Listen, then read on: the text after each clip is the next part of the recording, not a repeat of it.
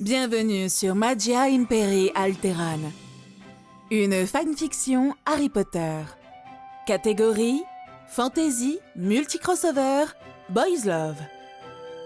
Un contenu proposé par le studio Kali Records. N'hésitez pas à liker et à vous abonner pour être notifié de la suite. Maintenant, place à l'histoire.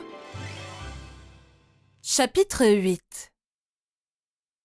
Adrian James Potter avait appris à vivre à l'intérieur de son domaine, à York, soit le château Potter. Le château était déjà une attraction touristique plaisante et très en vogue, pour sa riche histoire, son incroyable musée contenant des artefacts dignes du Louvre et la possible location d'une aile du château pour des événements, tels des mariages, des réceptions, etc. Cependant, lorsque Sirius et Harry vinrent vivre au château, l'endroit connut alors une augmentation fantastique en termes de popularité. Tout ça grâce au jeune duc. En effet, Harry était devenu célèbre à travers le monde moldu pour avoir survécu à l'attentat à la bombe de Peter Pettigrew, gagnant ainsi le sobriquet de « garçon qui a survécu ». Tout le monde voulait voir l'enfant qui avait survécu, n'y gagnant qu'une simple cicatrice sous la forme d'un éclair sur son front. Sans compter le fait qu'on lui remit l'ordre de Chardon, augmentant une fois de plus sa popularité. Pourtant, ça ne s'arrêta pas là, bien au contraire. Harry fit preuve d'une grande intelligence, gagnant ainsi le titre de génie, au plus grand désarroi de Sirius, persuadé que c'était de la faute de Rémus et de ses livres. Tout avait commencé lors des 3 ans d'Harry. Ce dernier parlait déjà correctement l'anglais, à tel point qu'il ne mâchait pas ses mots et articulait aussi bien qu'un adulte. En fait, on n'eut même pas besoin de lui apprendre à lire ou écrire, attendu qu'il apprit à faire tout ça de son propre chef. Harry était tout simplement un petit garçon brillant. C'est ainsi que Rémus choisit personnellement de lui enseigner les matières basiques telles que l'arithmétique, l'anglais, l'histoire, etc., avant de l'envoyer dans une école primaire. À seulement 4 ans, Harry avait déjà dépassé toutes ses attentes. Il se rappelait encore une de ses conversations qu'ils avaient eues avec son filleul. Rémus était tranquillement en train de siroter son café avec Sirius, lisant le journal lorsque le jeune Harry, du haut de ses 4 ans, l'approcha. « Oncle Lunar, j'ai une question, » demanda Harry. « Qui est-il, Harry » répondit Rémus, tandis que Sirius tendit l'oreille. « Lorsque j'irai à l'école, dois-je cacher ou montrer ce dont je suis capable ?» demanda-t-il. « Comment ça ?» demanda Rémus intrigué. « J'ai cru comprendre qu'être aussi intelligent à mon âge n'est pas normal, et je souhaitais savoir si je dois cacher mes capacités intellectuelles, ou bien ne pas hésiter à m'en servir, » finit par avouer Harry en baissant les yeux. « Bah, pourquoi te cacher, mon chiot ? Montre-leur ce dont tu es capable, et s'ils ne sont pas contents, je m'en occuperai. » ne put s'empêcher d'intervenir Sirius avec un sourire béat. « Vraiment ?» demanda Harry en regardant les 2 adultes de ses grands yeux verts. « De quoi as-tu peur, Harry ?» demanda alors Rémus, ayant compris le sous-entendu. « Je sais que je suis déjà un duc, et je suis très riche. En plus, je suis un sorcier tout aussi riche et puissant. J'ai peur d'effrayer mes camarades avec toute ma fortune et cette espèce de gloire qui m'entoure. Et puis, je serai le seul noble dans l'école. Je ne pense pas que les gens m'approcheront. Alors si en plus, je leur montre que je suis un génie, » dit alors Harry, exprimant toute son inquiétude. Rémus et Sirius furent silencieux. comme tous les employés qui étaient autour. Même les elfes de maison n'osèrent faire du bruit. Ce fut Sirius qui eut une idée. « Tu sais, Harry, tu n'es pas obligé d'aller à l'école si tu le souhaites. Je peux engager des tuteurs pour t'enseigner tout ce qu'il faut ici, » déclara alors le Lord Black avec un sourire rassurant. « Vraiment ?» fit Harry, le ton plein d'espoir. « Il a raison, Harry. On peut très bien continuer ton éducation ici. Ce ne serait pas un problème. Tous nos employés sont des nés moldus ou bien des craquemolles, donc ils pourront t'enseigner ce qu'il faut sur la magie, mais il faudra d'abord demander l'avis de Dumbledore. Pour les cours moldus, je pense qu'on pourra facilement trouver quelqu'un, peut-être un craquemolle pour éviter les problèmes. Je peux me renseigner auprès du ministère de la magie, » répondit Rémus en souriant. « Mieux vaut que ce soit moi, Rémi. On sait jamais avec le ministère, et vu ton petit problème de fourrure, je ne suis pas sûre s'ils t'accueilleront comme il faut, » répondit Sirius en regardant Rémus avec tristesse. « Dans ce cas, je contacterai Dumbledore. Je suis sûre qu'il aura une idée pour les enseignements magiques. Après tout, il doit avoir l'habitude de ce genre de cas, » répondit Rémus. « Parfait. Tant qu'il ne propose pas Snivellus, ce bâtard n'est pas le bienvenu ici, » répondit Sirius. « Langage !» fit Rémus. Sirius ne put s'empêcher d'éclater de rire, tandis que les employés roulèrent des yeux et Harry sourit de toutes ses dents. C'est ainsi qu'il fut tout compte fait décidé d'enseigner Harry au château. La décision fut largement approuvée par Dumbledore. En effet, une fois contacté, ce dernier proposa d'enseigner personnellement la magie à Harry, sachant pertinemment qu'il avait beaucoup de puissance. Il avait alors décidé de lui enseigner les matières de base telles que la transmogrification, les charmes, les enchantements et surtout la maîtrise de son talent inné en occlumencie. En effet, le jour où Dumbledore arriva à York, il décida de tester les défenses mentales d'Harry. Selon la logique, plus une personne est intelligente et plus son esprit est ordonné. Attendu le qualificatif de génie attribué à Harry, il décida de vérifier cela. Quel fut son étonnement lorsqu'il introduit l'esprit du jeune Harry. Dumbledore venait enfin d'arriver au château Potter à York par le réseau de cheminées qui lui avait été ouvert par Sirius. Ce dernier arriva dans le grand hall de l'aile privée pour y trouver Rémus et Sirius en train de discuter avec des employés. « Professeur Dumbledore !» dirent les deux maraudeurs. « Sirius, Rémus, quel plaisir de vous voir !» répondit le vieil homme. « Vous êtes là pour Harry ?» demanda alors Sirius.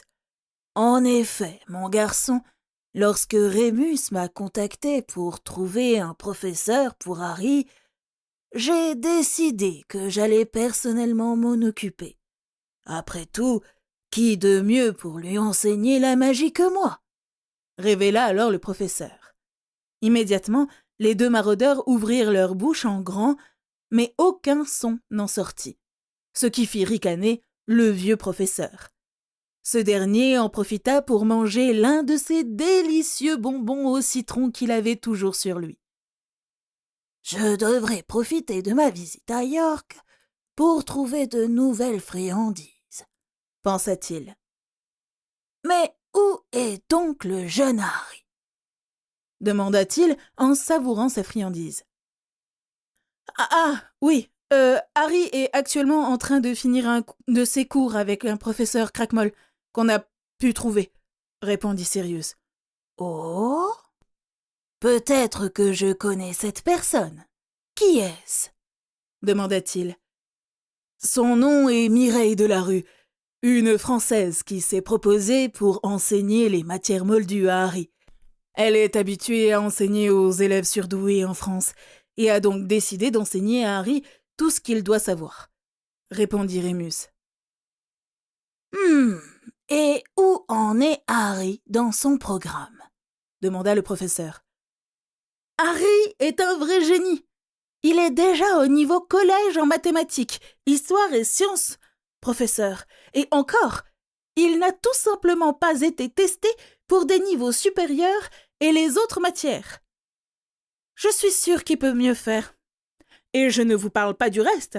Il a même réussi à apprendre le français en seulement quelques minutes, du jamais vu, déclara Sirius en bombant le torse, fier de son filleul. Je vois. J'ai vraiment hâte de le revoir, déclara alors le professeur. Ils s'installèrent tranquillement dans l'un des salons, attendant patiemment la fin du cours d'Harry en dégustant du thé servi par les elfes de maison.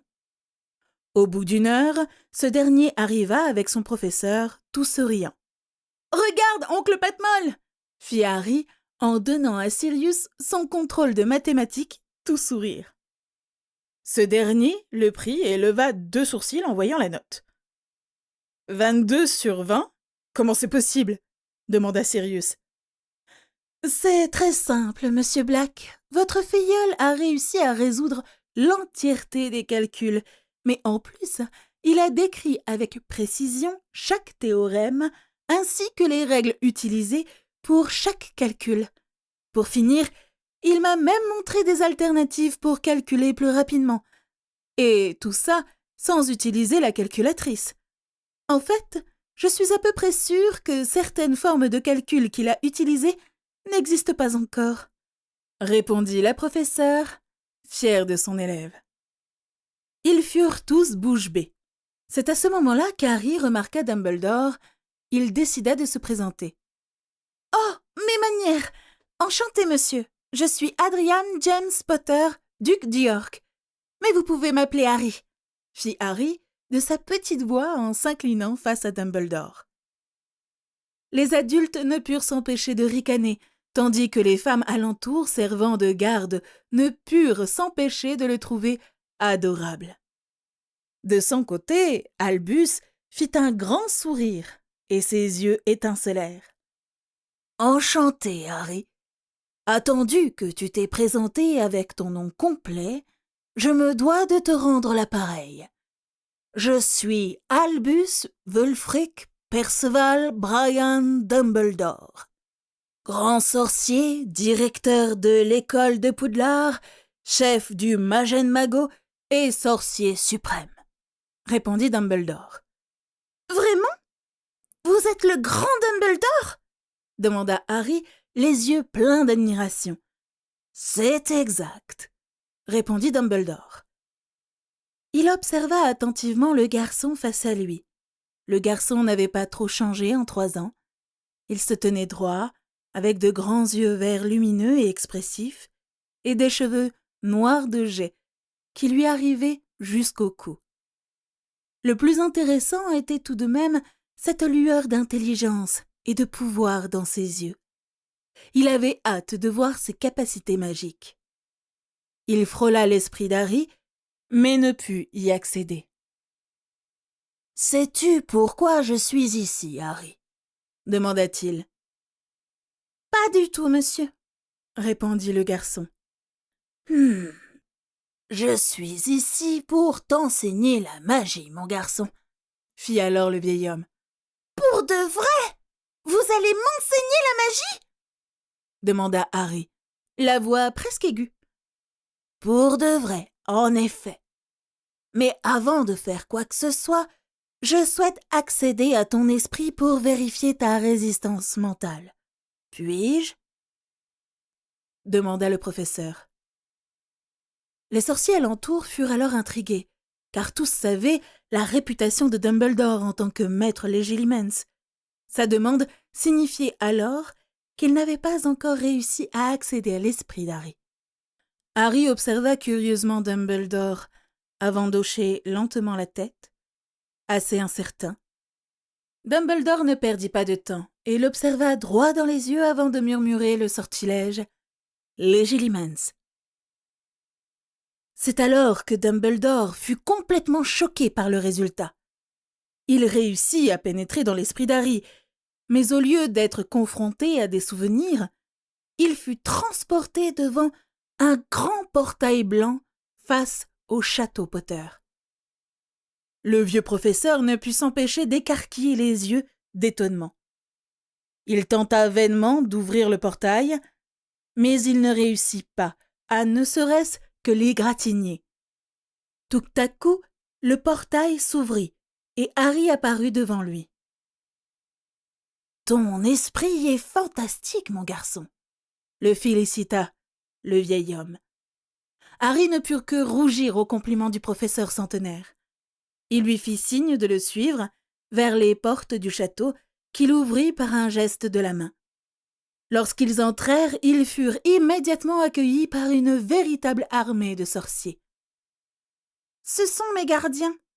Ils protègent mon esprit et mes souvenirs. » lui fit simplement Harry. Dumbledore ne put qu'hocher la tête, suivant le jeune garçon à travers le domaine. Il devait admettre que le château ressemblait trait pour trait à l'original, jusqu'aux moindres crevasses et détails. Même lui n'était pas capable d'une telle prouesse. Et pourtant, voilà qu'un garçon de seulement 4 ans avait réussi là où les plus grands sorciers avaient échoué. Seul Merlin a réussi à faire ça, murmura Dumbledore, incrédule. Très vite, Dumbledore fut conduit par Harry dans une immense bibliothèque au centre de laquelle se trouvait une immense pancine. La pancine devait faire au moins 10 mètres par 10 mètres. Dumbledore préféra s'attarder sur la bibliothèque en elle-même et les livres jonchant les étagères. Il remarqua très vite que tout était rangé de façon chronologique et par fonction. Chaque étagère avait son propre titre. Il pouvait voir des étagères avec des titres tels que mathématiques, histoire, sciences naturelles, sciences techniques, et d'autres étagères, cette fois-ci sous verre, avec des titres plus intéressants tels que souvenirs joyeux, souvenirs tristes, souvenirs interdits. La dernière catégorie intrigua Dumbledore. Il ne remarqua qu'un seul livre daté du 31 octobre 1981. Il s'y dirigea, sous l'œil avisé d'Harry. Lorsqu'il le prit, une fiole apparut au-dessus, contenant une mémoire, qu'il versa dans la pancine géante. Immédiatement, une image géante se forma au-dessus de la pancine, et c'est ainsi qu'il vit les dernières heures de Lily Potter et de son mari. Il fut horrifié par l'action de Voldemort et comprit très vite pourquoi ce souvenir était rangé dans cette étagère. Harry attrapa brusquement le livre avant de se diriger à l'arrière de la salle, vers un coffre-fort qu'il ouvrit. Le coffre-fort était vide, et Harry plaça le livre à l'intérieur. « Ce sont des cauchemars. Je n'aime pas les cauchemars, » répondit simplement l'enfant. Albus acquiesça de la tête avant de continuer son exploration. Il finit par quitter l'esprit d'Harry. Ils revinrent, tous deux, dans le monde réel. Dumbledore avait les yeux écarquillés et la bouche grande ouverte, ce qui ne passa pas inaperçu auprès des autres sorciers. « Un problème, professeur ?» demanda Rémus, inquiet.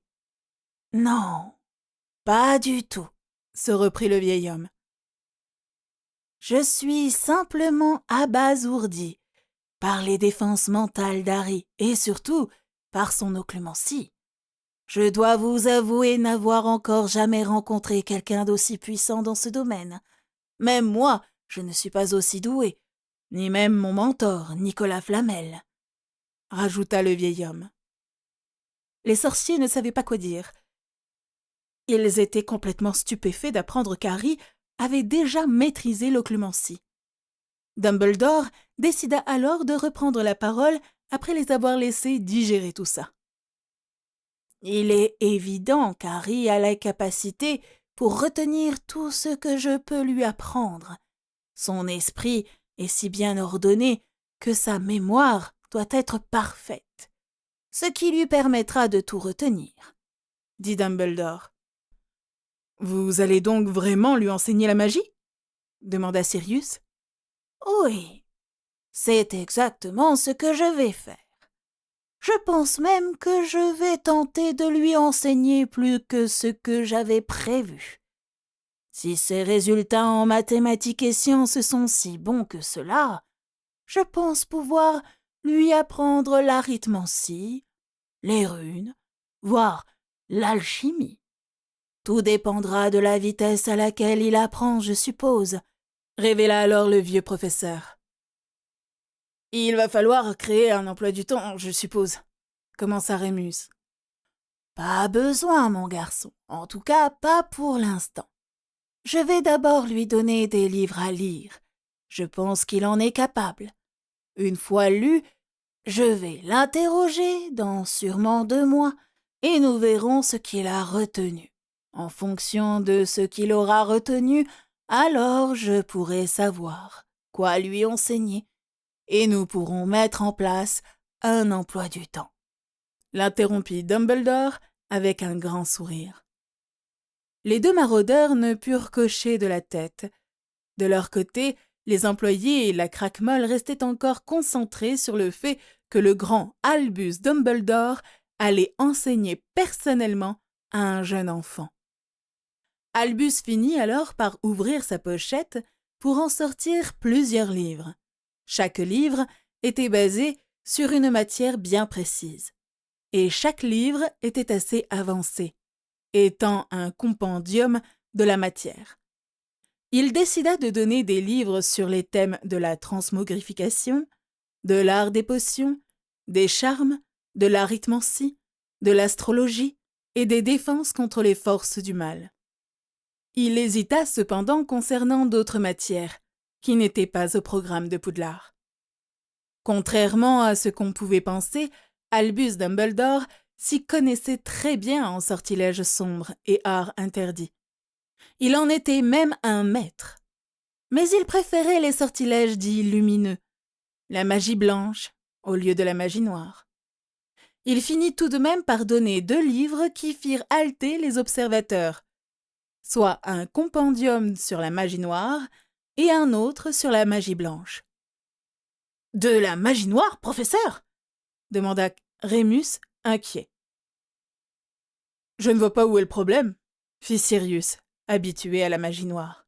« Mon cher Rémus, pour se défendre contre les forces du mal, il est important de les connaître. Et puis, attendu l'ascendance de notre jeune Harry, il est évident qu'il sera doué dans cet art. Enfin, la magie noire n'est pas en soi mauvaise, seuls les utilisateurs le sont, s'en servant pour faire le mal. Pourtant, elle peut être très utile et peut servir à nous protéger, car la magie blanche a ses limites, répondit Dumbledore. Les occupants de la pièce ne purent qu'hocher de la tête. Dumbledore finit alors par s'en aller. Lorsque Dumbledore revint au château pour tester Harry sur chaque compendium, il ne fut pas très étonné de voir que le garçon avait tout retenu et compris chaque mot. C'est ainsi que commença son entraînement et que son emploi du temps devint très chargé. Heureusement, et attendu son génie naturel, il put apprendre très vite, lui permettant alors au fur et à mesure de garder le même emploi du temps tout en diversifiant les matières. C'est ainsi que son emploi du temps fut divisé en 3 parties. Les études moldues, sciences économiques, sciences sociales, mathématiques, sciences naturelles, biologie et physique-chimie, histoire et géographie, art, histoire de l'art et développement des compétences artistiques, littérature, anglaise, française, allemande, espagnole, italienne, chinoise et japonaise, musique, piano et violon. Il avait réussi à maîtriser des langues supplémentaires telles que l'allemand, l'espagnol, l'italien, le chinois et le japonais. Harry possédait après tout la compétence naturelle des altérants à apprendre un langage complet en seulement quelques minutes. Les études magiques, transmogrification, charme, runes et enchantements, défense contre les forces du mal, magie blanche, magie noire, potions, herboristerie, le cours étant lié aussi à la botanique moldue, alchimie, branches croisées entre potions et enchantements, arithmancie, sorts, branches croisées entre charme, runes et enchantements, et duel, en partenariat avec Sirius pour l'épée, tout en magie manuelle.